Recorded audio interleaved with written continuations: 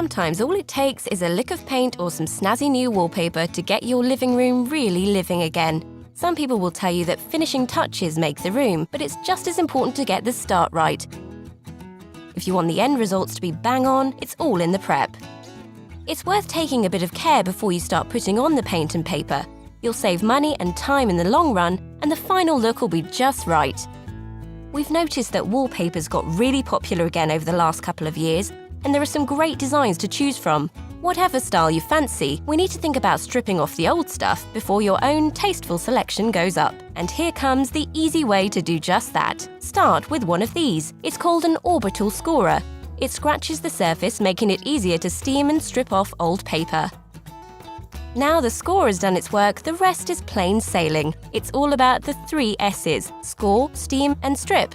Do make sure you pick up a decent scraper while you're at Wilko. The job will be done so much quicker if you don't settle for a blunt one out the garage. Once you've got the old paper off, take a good look at your wall. You can sort out most cracks with ready mixed filler. It's ready mixed, so it's really easy to use. Just dig out the loose bits of plaster with your scraper, then smooth on the filler. Now, let your repair dry.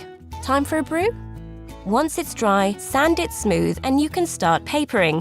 Get hold of a sanding block from Wilko. Helps you put a bit more pressure on without making your hands suffer. Helps you get right into the corners too. Trust us, everything will go a whole lot easier thanks to the prepping you've done. Painting next. This lovely stuff is called sugar soap. Before you start painting, use it to wash down your surfaces so you get rid of any grease. The finish will be all the better for it, and it makes your paint go further, so you'll save some money too. Sweet! Next, get out your trusty ready-mixed filler and fill and sand any cracks. Here's a hot tip for you.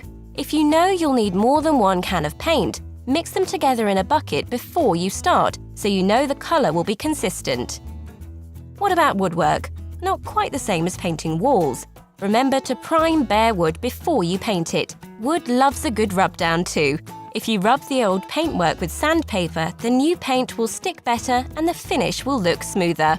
If you're painting around switches, sockets or window panes, use a bit of masking tape. It makes it a lot easier to get a neat finish. Lastly, don't forget to drop dust sheets over everything you don't want to paint, like floors and furniture.